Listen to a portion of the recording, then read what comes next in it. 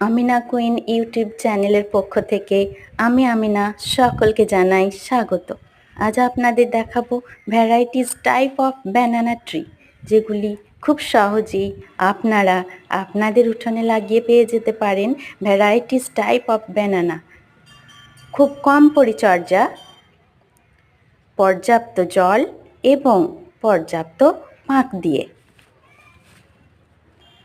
পাঁক হলো পুকুরের নিচের পচে তৈরি হওয়া মাটি, যা ব্যানানা ট্রি এর পক্ষে ভীষণ ভীষণ ভীষণ উপযোগী। ভিডিও ভালো লাগলে অবশ্যই লাইক, শেয়ার, কমেন্ট এবং সাবস্ক্রাইব করুন।